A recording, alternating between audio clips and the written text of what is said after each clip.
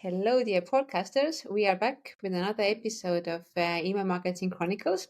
And today I am so delighted to welcome Scott Hardigree with us. He is the founder of Email Industries, and he has been doing this company for 15 years already. And the company is basically a company which helps senders and vendors to solve the deliverability issues.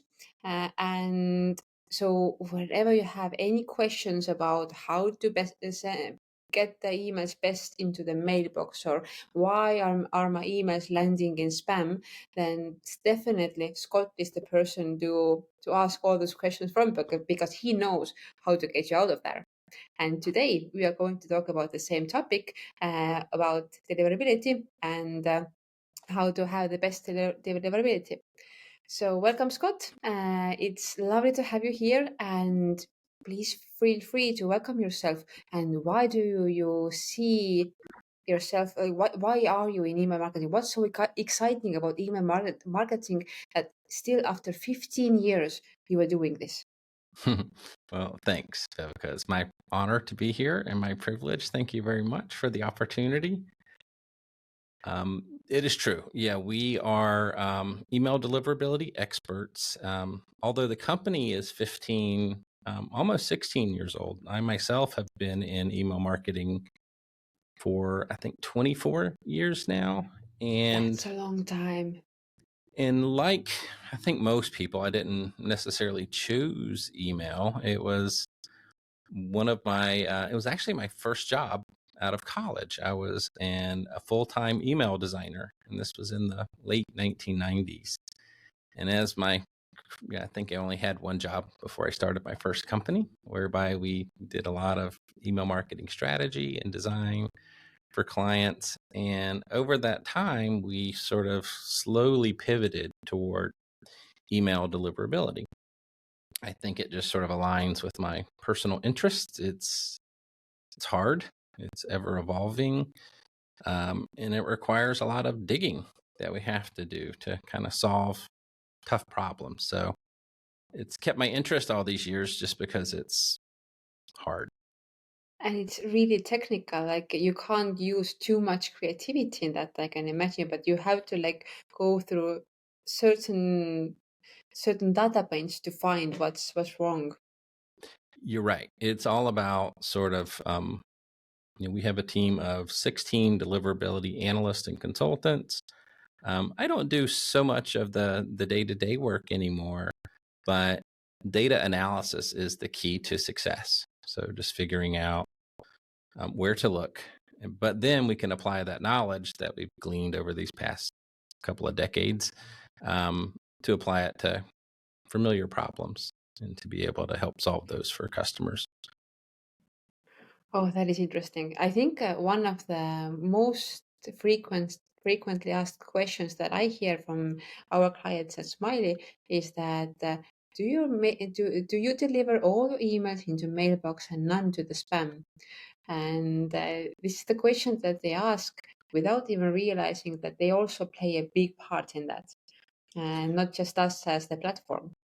Yes, that is one of the most common misconceptions that we have to overcome. And I think it's just deeply ingrained in our customers where maybe it's human nature, but they tend to perhaps not necessarily take responsibility, but it's easier to maybe point the finger at your vendor and say, why is this happening? When particularly in the past 5 or 10 years, deliverability has really rested upon the shoulders of the client, of the sender. Mailbox providers and spam filters have ultimately figured out that it's about sender reputation. And most of that sender reputation is largely tied to the domain name from which the client, your client, is sending it, and to a much lesser degree about the IP address that they might be sending it from, like the shared IP address they may be on your service. Exactly. And I know something that we want to talk about today, list hygiene, really plays a a really big role in the sort of client's responsibility. That is so true. And I believe that at least some of our listeners maybe have never heard of those two terms. One is list hygiene, another is sender reputation. So, would you be so kind and explain to us what is list hygiene and what is sender's reputation? Sure. Sender reputation is essentially, for lack of a better word, it's a score that a mailbox provider, say Gmail or Google Workspace or Hotmail or Office 365, or these various business to business spam filters place upon a sender. And there are dozens upon dozens of factors which they use to calculate a sender reputation or score. And one of those things that goes into that is can kind of fall underneath the umbrella of list hygiene. But for list hygiene, for a lot of people, it's easy to think about it as it's really like the quality of their email lists. And the quality of those email lists is directly tied to the success of their email marketing. Specifically, the quality of the list is one of those many factors that we mentioned that mailbox providers use to establish sender reputation and make a decision on how much of their email lands in the inbox versus the spam folder, or worse yet, it sort of is blocked and is sort of just missing altogether. But one of the great So, things about list hygiene is that it is one of the few things that marketers can control on their end. It's, mailbox providers make their own decisions based on a lot of factors, but we know that controlling their list hygiene is, it's one of the things that they can do, and luckily it's relatively easy to do. But sadly, it's one of the things that's just most often overlooked. do you have any ideas why it's often overlooked? Is there some reason why people senders tend to do that? Yeah, I think it's two things. I think it's that in years gone by, deliverability, frankly, was easier. Now, even for average senders that have average practices, they're not aggressive. All their lists are, all opt in and they just send out a newsletter, for example, is that greater scrutiny has been placed upon these average senders thanks to bad behaviors of other senders. And it's not just, mass scale spammers. It's also like spoofing or like spear phishing attempts. The mailbox providers or spam filters, they're there to protect their users. And they want to protect them from spam, but they also want to protect them from phishing attempts. And so these are the reasons why it's just become harder. It used to be, it was, you could avoid certain keywords and just do the right things and it was easy. And now it's just become increasingly challenging for those reasons. So if we can imagine, there are basically two sides of a story. One side is the recipient who wants to get the emails, and the other side is the sender who wants to get your letter to the recipient's mailbox. And then, for example, there is a Gmail in between who tries to somehow be on both sides. So it tries to somehow teach the senders how to do great emails, but at the same time protect the recipient's mailbox so that it doesn't get overwhelmed with non-wanted emails. That's exactly right. And that's another reason why deliverability is sort of trickier. We'll use Gmail as an example. They're in a little bit of a tough spot in that they do want to protect their users, but they also want their users to receive the email that they want to receive. Because if they don't, they may start to use Yahoo Mail or something else in general. So that's why with all the bad actors out there, they're constantly trying to figure out what is that balance between protection and value for their customers. And it just makes it for senders have to be all the more diligent. That is so true. So, what are some of the metrics or that you can mention that, for example, Gmail or Yahoo is looking at to measure your list hygiene? Oh, well, there are several factors, but maybe we can talk about some of the things that are very easily within the control of Yes, sure. of senders. And the first is really limiting the number of undeliverable email addresses that they send to.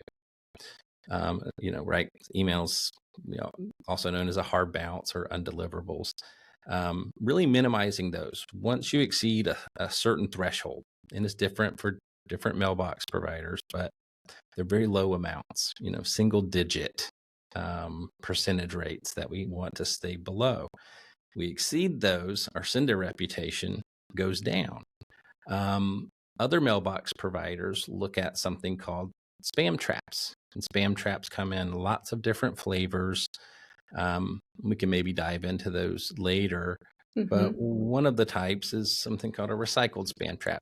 It's essentially associated with an email address that is so old and so inactive that the mailbox provider has decided to take it back, and now they receive mail from many different brands, and they use that to calculate, in part, your sender reputation.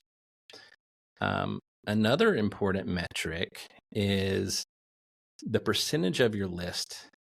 What percentage of your list is sort of engaged with your content? If we don't have a lot of visibility into what those numbers are, but we do know that when the content is, when you have low engagement, that again can sort of drag down your sender reputation. The inverse of all these is true, also true, where if you have high engagement and low bounce rates and low spam trap hits, these are all things that elevate your sender reputation, which again improves your how much of the mail ends up in the inbox rather than the spam folder, which of course ultimately ties back to how much revenue a sender or marketer's email marketing investment generates. So can I imagine it like this, that if I am a good sender, I maintain my good list hygiene, then I get some bonus points. But if I do the other way, then I get the minus points. That is an excellent way to put it. Oh, that's cool. Then it's our like mission to get as many bonus points as possible to get those levels up. That's Uh, right. I mean, yeah, because in the end, if the email is not hitting the inbox, or not all of the email is hitting the inbox, it's all the effort that we all put into email marketing is all for naught. if some of my emails go to spam box, does it mean that all of my emails go to spam box? Or how do I know how many of my emails go to spam box and how many go to some other mailboxes? Yeah. There are instances where we have clients that they are hitting the spam folder at a particular mailbox provider or spam filter at 100%. Like, so 100% even. Wow. but usually that's on a mailbox provider by spam filter basis. It is rare that it is across the board that you're just hitting the spam folder. Normally it is just percentages. Google, Gmail, Google Workspace are very sophisticated in their filtering, and they are essentially running experiments all the time. And these experiments they'll put a percentage of mail based on that sender reputation and other signals that they have, and make a decision on how much of that email they want to test putting in the spam filter. And then they'll see, how do people react to it? Do they drag Really? it That's out? what they do? Mm-hmm. That's Wow. right. Okay. And how do people interact with it? Do they drag it out of the spam folder? Do they add it to their contact list? Do they gladly leave it there? Right? Uh-huh. Campaign after campaign after campaign. And these are things that again will affect sender reputation. That is something I didn't know before. Wow, that's interesting.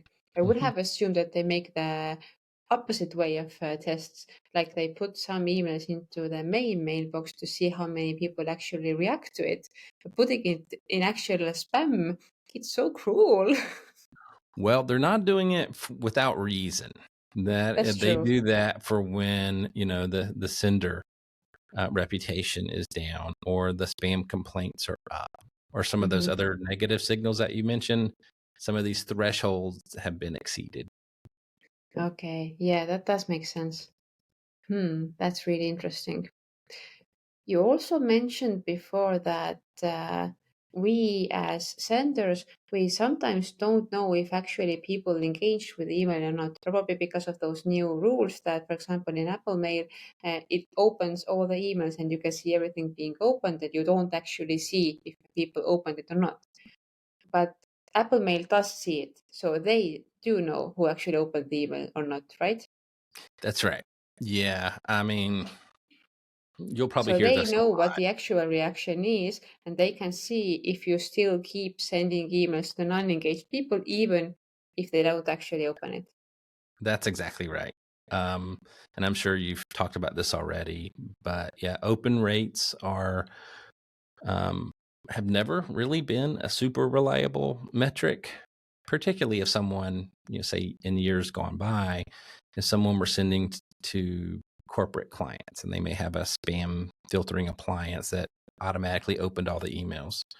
Well, now it's happening on a whole other level with Apple Mail Protection Program.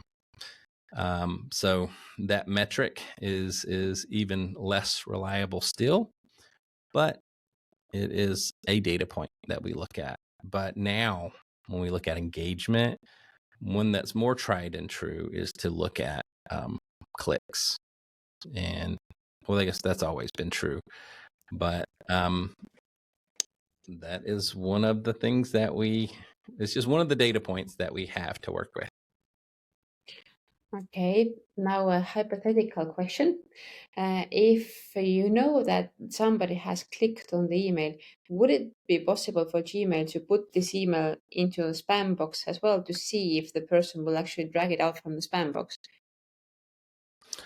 So Gmail is interesting because they will, you know, of course, they're Google, right? So they are pretty They do whatever they sophisticated. want.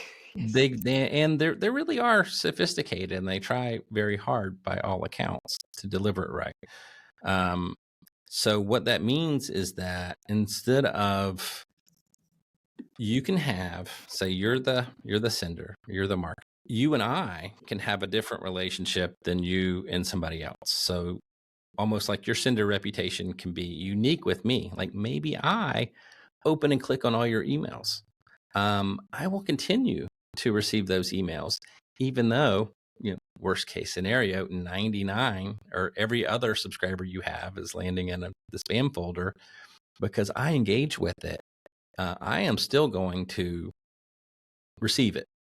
Not all the Hmm. time, probably, but there's a higher probability because I, as an individual, have engaged, will receive it.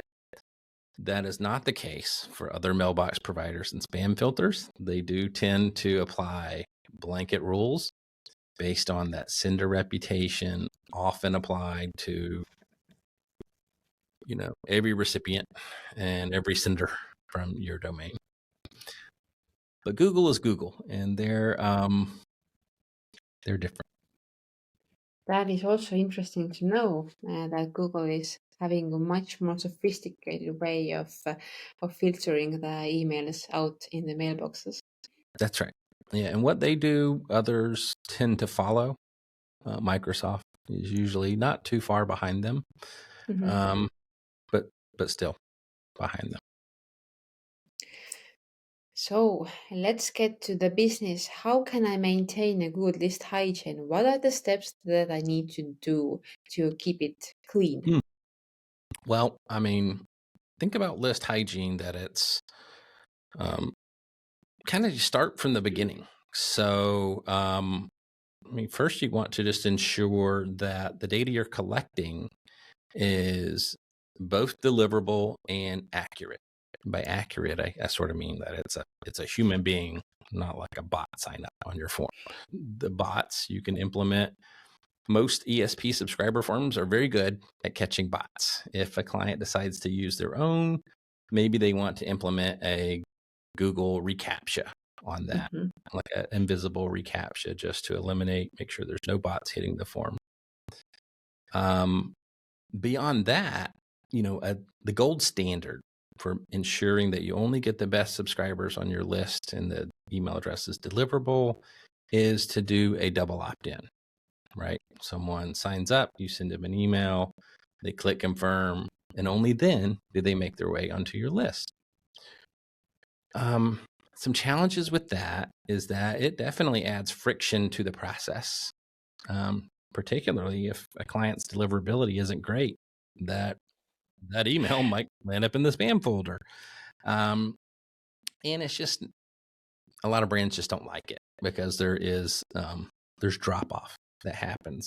But there's other things you can do to do that. So you can use a validation service. It sort of can do two things. Sort of resides on your form and in a millisecond checks to see if that email address is not only deliverable, but it also checks to see if that email address is been misspelled. It happens a lot, particularly with the common ones, right? So someone might type in Gmail as opposed to Gmail. And these services, like one that we offer called Alfred, does these sort of real-time checks, just to ensure, again, that only the best stuff makes its way in. Another thing, and this is a little harder to determine, but it sounds so painful to a lot of customers, but it is to regularly remove inactive and unengaged subscribers. The thing is, I get it. A lot of marketers are sort of judged by, or marketing departments even, are judged by the size of the list. And it used to be a great target and it used to be a great metric. But with those challenges with deliverability that we mentioned, even for normal, everyday, thoughtful marketers, is that pruning these inactive and unengaged is paramount. People move on into a different stage of their life. Their interests change, their needs change. People die. And we can't leave, tens of thousands of these folks on our list because of the reasons that we mentioned. The mailbox providers don't like it. So you have to regularly prune the people that are truly inactive and unengaged. Now, there's things we can do, like reactivation campaigns to bring them back into the fold. But, and lastly and this isn't a big deal, I'm sure, for your clients.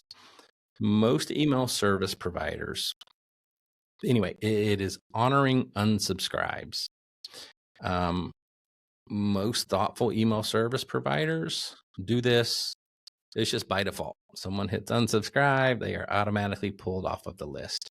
For some of our clients, though, that have more sophisticated email programs and they have all these systems that are tied together, or they use email service providers, which are more complex to set up, it is surprising how much larger organizations are just neglect to honor unsubscribes, not because that's their purpose or they intend to do that, just because something is broken. And it really is one of the key things in deliverability that's easy to do, but surprisingly often overlooked. And let's see, lastly, steps, for those clients or senders that are infrequent mailers and, maybe they only send every month or every couple of months, it might be wise to use a third-party list hygiene service. This is also true for companies that maybe they've acquired another company, right? Or they say they have a new lead vendor, an agency, for example, that's generating leads off of Facebook on their behalf, and the agency is just providing them with data. In these scenarios, either you're infrequent, or the data, you're not intimately familiar with it, or it's sort of new to you. Using a third-party service is, it's incredibly inexpensive, but certainly worth it. So before you deploy to these new to you contacts in whatever way, shape, or form, to hygiene those, to eliminate those hard bounces, to identify those addresses that are old and may have been converted into spam traps, or addresses that are now bots, or that are non-human signups. Identifying those and suppressing those from your list, so you don't deploy to them again next week when your boss says, "Here's a new list," sort of thing. All of those that's pretty much the order. What I would recommend is in terms of a step-by-step guide on how to hygiene your lists. I totally agree with that. I remember once I got an email list from a client who hadn't been sending anything for 2 years, and the list was kind of huge. It was like more than 1 million emails. And they wanted me to start sending to those clients. And I said that, well, maybe that's not the wisest idea. Maybe we should clean the list first. And then I used the same one of those tools that you mentioned, the cleaning tools, and actually it turned out 20% of those emails were not being used anymore. They had either some spelling mistakes in them or they bounced, and that was 20%. That's a huge number. And if I would actually have used the email list, I would have been blocked from everywhere. Oh, Probably. you're so right. And this is one of those things where truly, like, an ounce of prevention is worth a pound of cure.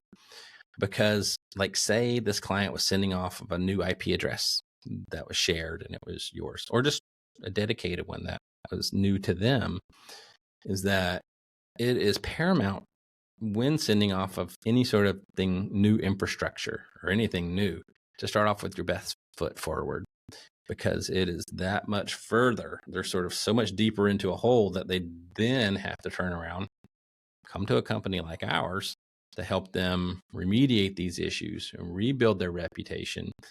And it comes at great expense and time to do that, when literally hundreds of dollars could have been spent on, like you did, on list hygiene and just sending to the very best contacts.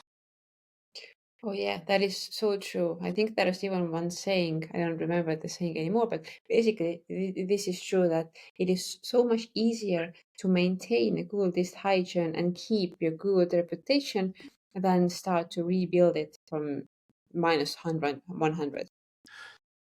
Yeah, it is so true. And one of the things we try to work on is education around list hygiene. I do think that marketers are stuck in an older mindset where you didn't used to have to do this, right? It didn't used to be that list hygiene was so important. Seemed like it was sort of like a nice thing to do. It was almost thought of as, oh, we're being thoughtful to our customers. No, we're being kind to ourselves, and we're just making sure that our deliverability stays high, because, again, it's, in the big scheme of things, it's incredibly easy to do. It is, and it's actually honoring your clients' wishes as well, because obviously, if they don't want to hear from you anymore, and they don't open the emails, they don't click on the emails, then maybe it's time to do a reactivation and see if they still want to hear from you. Because if they don't, they will never buy from you anyways. That's right. If they haven't sort of physically or mechanically unsubscribed, they've already emotionally unsubscribed. And at Exactly. this point, they are just baggage that you're carrying around. It's like moving from apartment to apartment. You've got this box of things that you don't know what to do with. It takes up room. It costs you money to move it. It costs you money to store it. It doesn't provide any value. Exactly. Exactly. But we did mention reactivation campaigns. So, Do you have any good suggestions how to do it, and who should you do the reactivation campaigns to? Sure. I mean, yeah, just for clarity's sake, reactivation campaigns are the ones that an email marketer would send to their customers before they are marked as sort of inactive and then, suppressed from further sending. I mean, there are lots of tactics, and we've seen some really creative ones out there. But one of the general ones that seems to work is just sort of breaking up the cadence. So say if you have, you always use this sort of format for, say, if you're a newsletter sender, right? Or you send some sort of product updates, break up that format, stand out in the inbox and ask questions, right? Maybe it's a survey. Maybe you don't get a response to the survey, but maybe you get a click.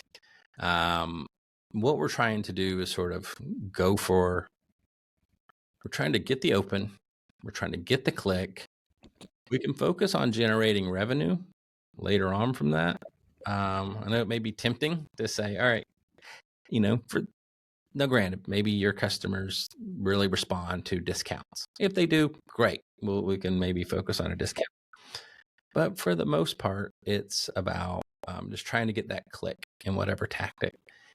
But back to that sort of general rule, a lot of customers will just remind this, or a lot of senders will remind their customer why they signed up to begin with, and then ask them, is this still of interest to you, right? If so, click here, go for the click. If not, unsubscribe link is down below. That generally works pretty well. That coupled with, again, non-revenue related activities, asking questions, again, just try and get that click, some sign of life. And who do you consider those inactive clients? How would you describe who is the inactive client? Well, yeah, that really varies on a couple of things. One has like, look through the lens of one of our customers, and have they done that work in advance? Have they set up a sign up process where they're only ensuring they're getting good subscribers in? Are they, generating or, activating or triggering off reactivation campaigns? But in the end, it's about, we have to figure out, analyze the data to figure out, when does a client sort of start to churn? So we can go back and look and say, like, when does this activity tend to happen? Is it at the 9-month mark? Right? It may be. If it's somebody that has a real slow sales cycle, right, we may have to adjust it a little bit. But if we go back and look at the data and see, okay, at this point, generally speaking, this is where we start to see a lack of engagement, right? Okay, so the thing we need to test then is with a reactivation campaign at whatever mark that is, say 90-day, real short one.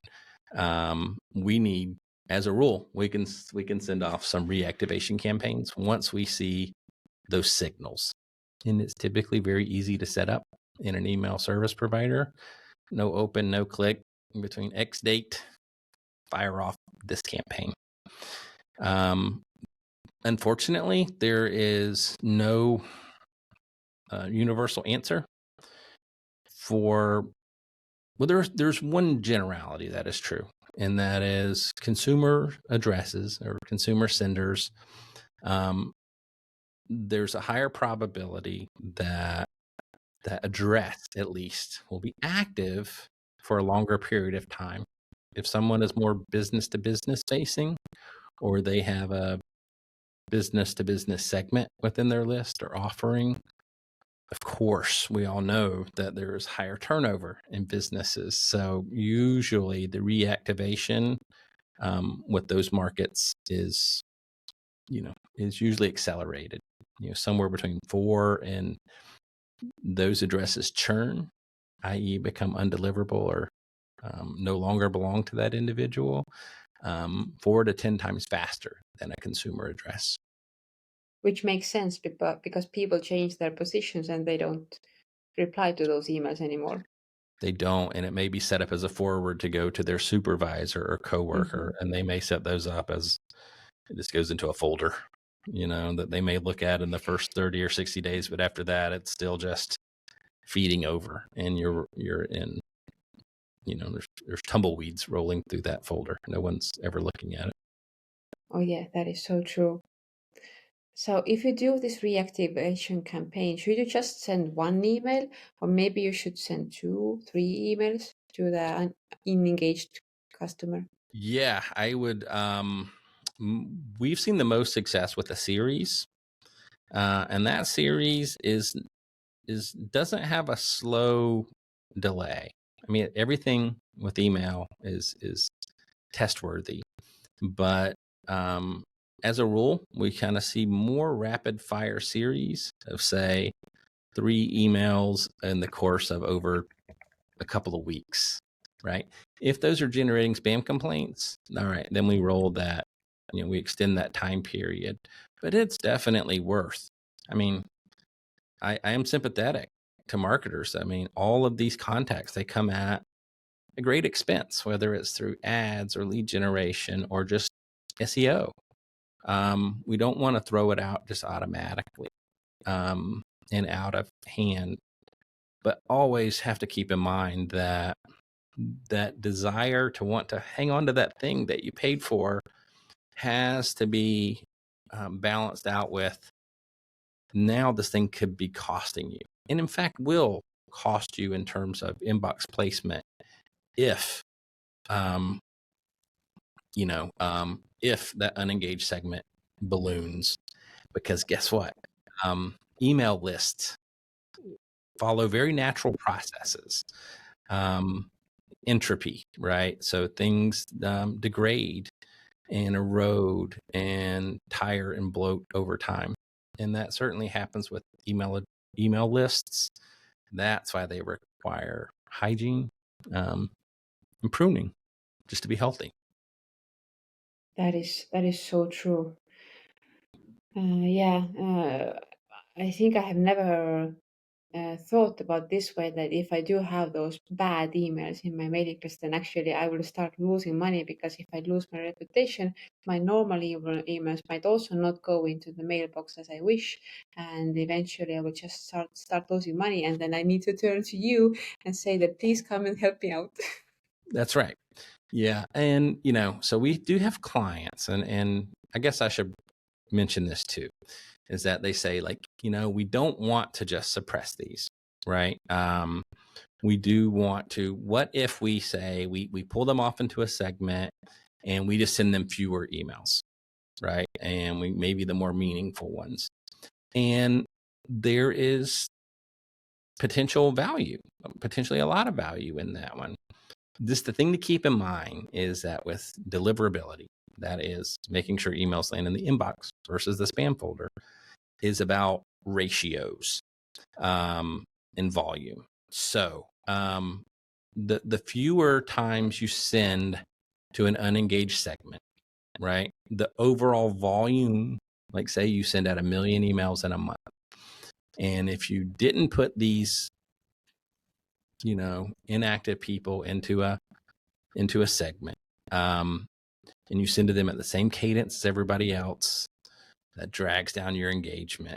If you send to them less frequency, it can have the inverse. But really, in the end, after a certain period of time, unless you sell something that has a 3 or 5 year, you're selling corporate jets, right? And there's a very slow sales cycle on that one. The risk versus reward, the risk is too high to keep unengaged subscribers around. They've moved on. Yes, exactly. I do agree with you totally. You were saying about the ratio that you shouldn't send to too many unengaged, not too often. but does the overall list size also matter? For example, if I have just 200 subscribers, should I also maintain my list and clean my list regarding the list hygiene or not? You absolutely should. It is about, and I mentioned it earlier. It's about ratios or percentages. So a mailbox provider is going to judge you not by the count, meaning is it 10 versus 10,000? Is it 1% or 10%? Doesn't really matter to them. One thing though that is important about list size is that the higher the volume someone sends, actually, the more important deliverability and really maintaining good hygiene is, because as volume increases in the eyes of a mailbox provider or a spam filter, your threat potential as a sender increases, right? So the more you send, the greater scrutiny is put upon you. That's why, for example, if you're a very small sender, you only have 1,000 subscribers on your list. And if you double that to 2,000 the next month, right? That's not that suspicious, right? Maybe that's organic growth has taken place. If you always send out 1 million emails a month, if you're a larger sender, and then you go to 2 million a month, that has a different profile, right? To a spam filter. They look at that and go, oh, that's odd. That's probably not organic growth. So that's the only way volume comes into play, is that it's important to both small and large lists, but just be aware that you are under greater scrutiny when you do have a large list. And what is considered a large list? Is it like 50,000, 500,000 subscribers? Yeah, it's more about the volume that someone sends. So if they have say they're a daily deal sender, there's not many of those left anymore. But if you send out an email a day to 100,000 subscribers, what's the math on that? I don't know. A lot, right? Or you just send once a week or once a month, right? It's more about volume. We can definitely see from our end that once you get over 100K a month in total volume, that you are,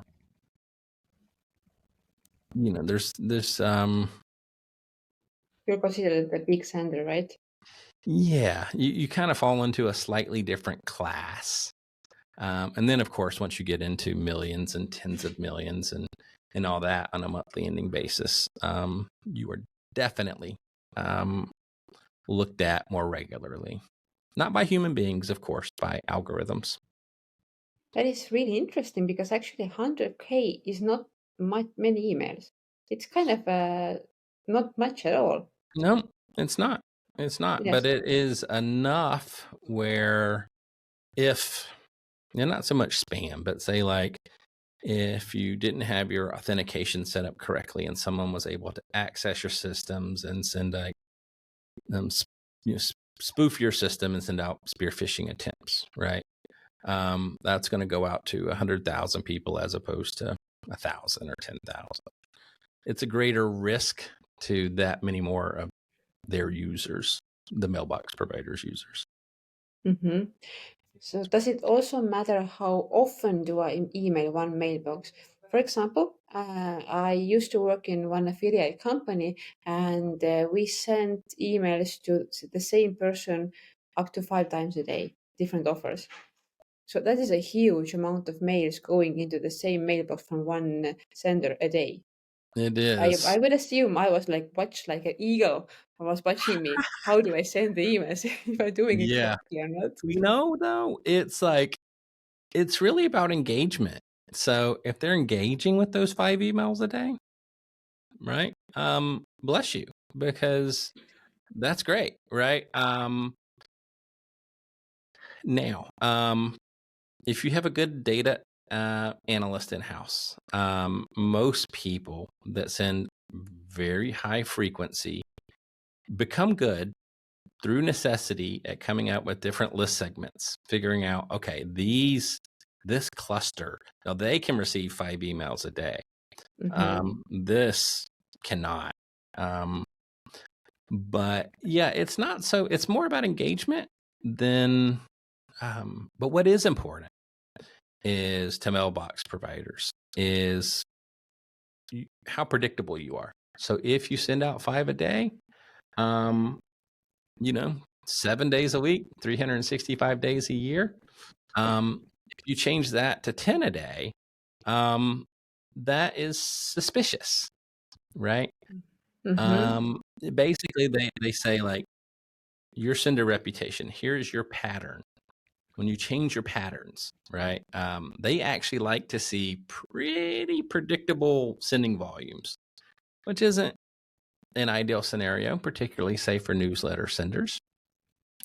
But in a perfect world, they want to see you as that you're predictable, right? That they know what you're going to send, how much you're going to send, and these trend lines on your volume and your list growth and all. It looks organic.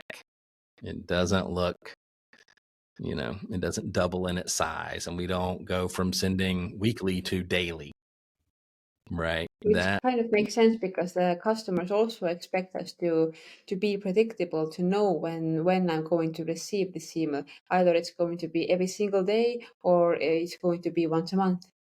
Well, that's right. We want to know as subscribers. That's right. Yeah, exactly. Yeah, you have to sort of do what you promised, assuming you made promises to the subscriber. But yeah, mailbox providers are really just looking for, and spam filters, looking for anomalies.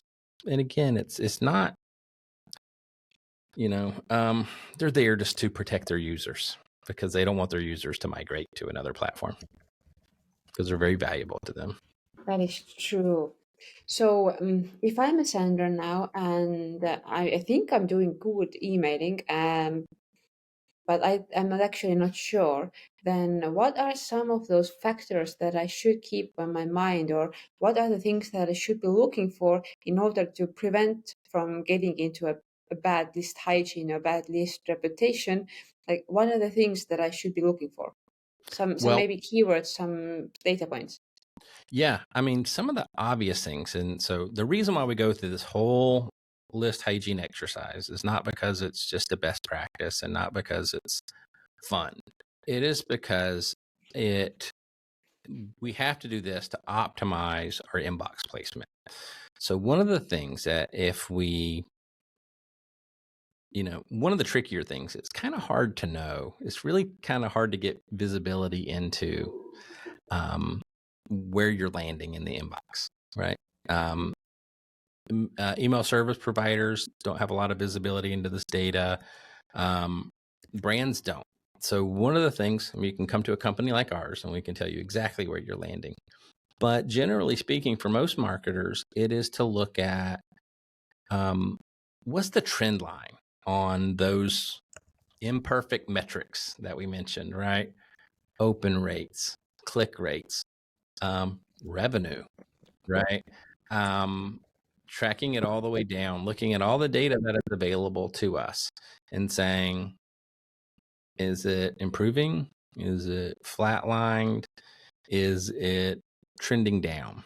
Most of our clients come to us, they have a deliverability problem. It's a couple of things. It's sort of anecdotal. They'll say, one of our clients or one of our customers mentioned this, and now our CEO was concerned and they asked us to reach out. And through our discovery, we figure out that, some of those KPIs, opens, clicks, revenue, or reply rates, whatever they're interested in, have maybe been flat for a while. So they have to look back even further, like back before something changed in their program. But typically speaking, it is those, both the sort of information you hear from your customers and team, but really just looking at those KPIs and saying, What's going on? Like something kind of feels off. So we'll come in and validate or invalidate their concerns. And then, of course, if there is an issue, fix it and do our very best to future proof it. But that is how most customers can identify. Okay.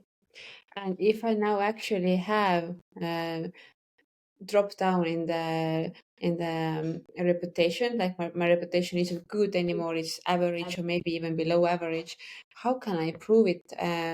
What steps should I do to improve my reputation, or is it even doable? Can I improve it? Oh yeah. So in my 20 years in deliverability, we haven't run into a case where we haven't been able to sort of quote unquote fix someone's email deliverability problem. I will say it is difficult to do on your own. It used to be that particularly, like say in the case of you were having, if you confirmed you had a Gmail problem and only a problem at Gmail. Years ago, you would be able to stop mailing for a period of time, say 30 days, which a lot of marketers can't do, right? They have revenue responsibilities. But if they could, right, your reputation would reset and all you had to do was not repeat the same mistakes that got you there, right? Now, granted, most customers don't really typically know what mistakes got them there Exactly. to begin with, but it used to just reset. And that doesn't seem to be the case anymore. It seems to be like you're not level set back at a 0 in terms of score. It seems like, particularly in Gmail, as an example, you're at a -1 now. So we have to just sort of crawl further out of that hole. The sad reality is with the increasing challenges around deliverability, customers do need to work with third-party experts to remediate their issues and to rebuild mailing reputation. But most importantly in that process of say, what got us here, right? Where are we struggling? Which mailbox providers don't like us right now? But also why? So we'll of course dive through the data and figure out what is it that's causing that issue. And in some cases, in the case of Microsoft, we can remediate those directly. We can request delistings and we can have conversations. At least, by filling out forms, have conversations. In the case of Gmail, we have to sort of figure out what it is and then behave our way back into the inbox. Show them what we know that they want to see. So you need to prove yourself. You need to prove that you have learned from your mistakes and you will not repeat them. That's right. That does make sense. Although I would imagine that for a really beginner email marketer, they don't even know what they're doing wrong. So it's kind of impossible for them to even figure out what they're doing wrong, because there can be so many things that can be wrong there. For example, there can be like mistakes in the HTML. Something is missing there. I don't know what else that can be, and it's kind of crazy to figure out everything eventually. Well, that's really why, like we talked about, there's dozens of things that can sort of mess up your deliverability. That's a great segue back into list hygiene, because that is the one thing that is pretty easy and affordable to control. And it is much better to address it now than to say 6 months from now, where you're like, you have this inkling that something is wrong, but then it takes longer to identify what's really happening, and it takes a while to kind of think, am I hitting the spam folder? And then of course to correct to take corrective actions. So ounce of prevention, totally worth. It's easy. It's kind of a no-brainer. Yes, it's kind of easy. And we mentioned before that there are some tools that you can use. Maybe you can recommend some tools for the fellow email marketers out there that they can use to, first of all, maybe measure their list hygiene, and then how to make their lists cleaner, and all the tools that you can imagine. Sure. Recommend Well, okay. some. So I'm going to be horribly biased here. As I mentioned earlier, at Email Industries, we are deliverability consultants. And along the way, we built a list hygiene tool that didn't exist in the market.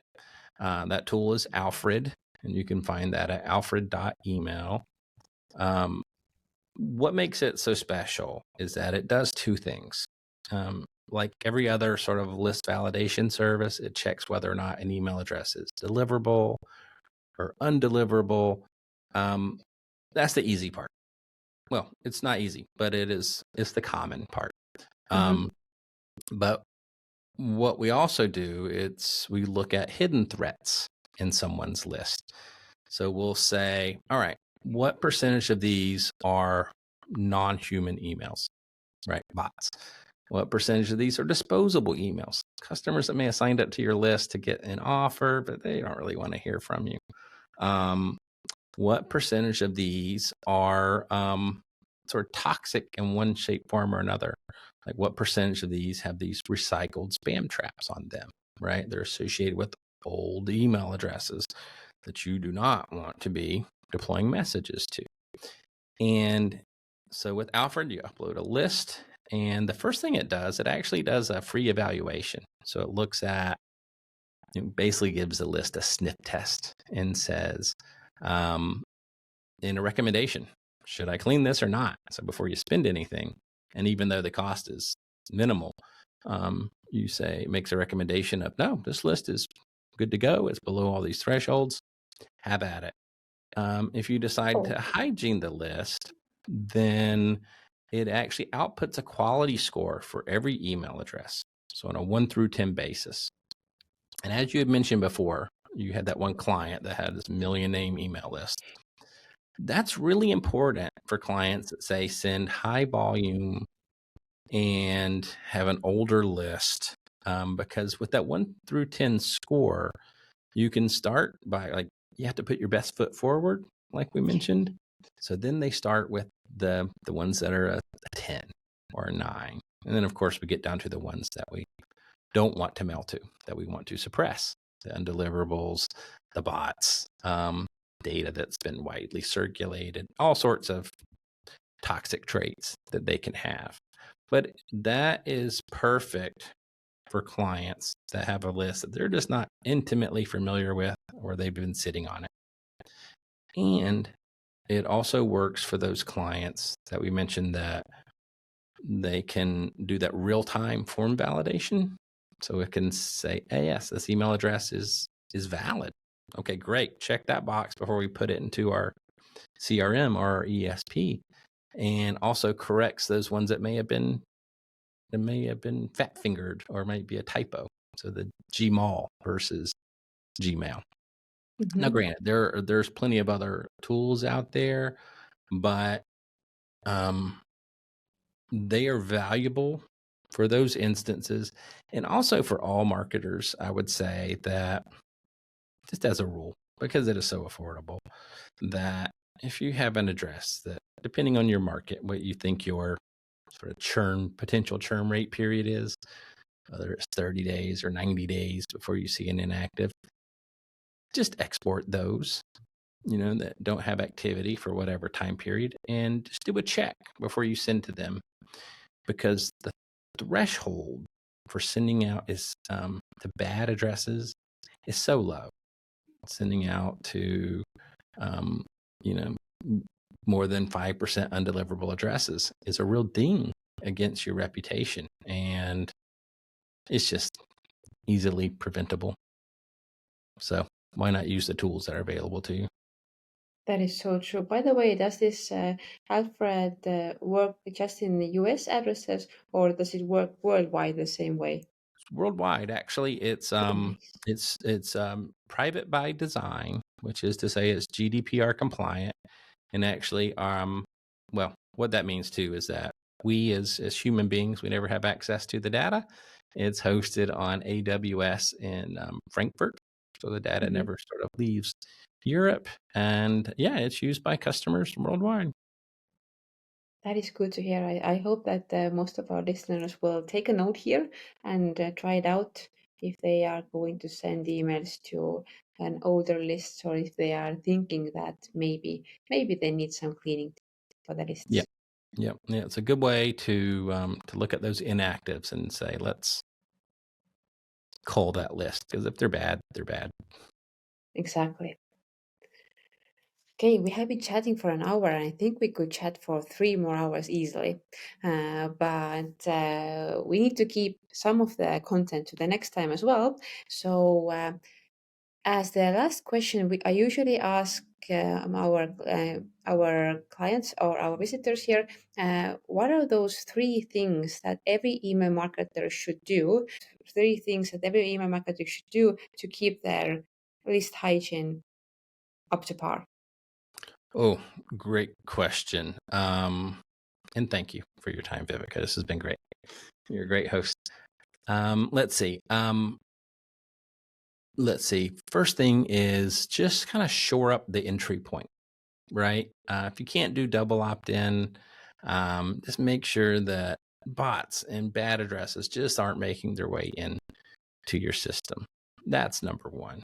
Number two is identify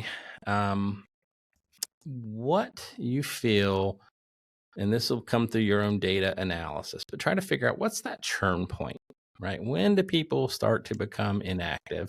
And then just set up a simple sequence to reactivate those people, right? You've gone this far, go a little further, but don't go too much further past that one, right?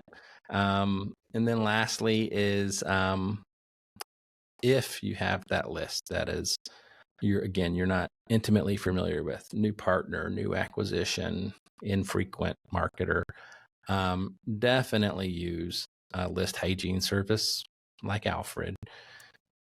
Just it's like we said before, it's just a no-brainer and can save you a lot of heartache down the road. Oh, yes. Oh, yes. I agree with you. Usually, I also try to give you feedback by telling 3 things that I have never heard before from anybody else.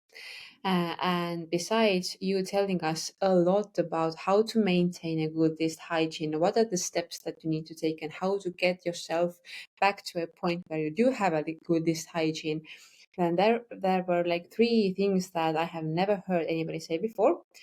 And the first of them was that still in those email metrics, and the most important metric is the click. There have been many people still saying that opens are still important, and yes, probably to some extent they are, but click is the most important one, especially regarding your list hygiene. You need to take care of the clicks. You need to make sure that you have at least some clicks in each campaign. That's right. Uh, The second one that you told was what was like really mind-blowing thing for me to realize is that bad and cold and old emails actually cost you money. And they do, because if you don't take care of your list, if you have those bad emails in your list, then eventually your list hygiene goes down, your reputation goes down. You can't send emails to clients who want to get them anymore, and actually you will start losing money. So in that sense, old and bad emails cost you money. Actually, clean your lists, dear fellow email marketers. And the third one that you mentioned, what was also kind of eye-opening, was that as a sender, you need to be predictable because all the algorithms are looking for anomalies. And if you, for some reason, do something out of the blue really different, send huge lists, then actually you are being looked at much more carefully. So try to be predictable, and then it will save you a lot of time from getting back your reputation. That's a great synopsis. Yes, and of course, all the other things that you mentioned were also really, really useful. And I do hope that all of our listeners take care of their lists now. They are not afraid of cleaning their lists because, yes, you will lose some of your subscribers, but you will gain much more from that. Like more income, more revenue, more clicks, and this is also really, really good. And this was a bit more technical podcast than we usually have because it did have a lot of technical things in it. But I'm pretty sure that Scott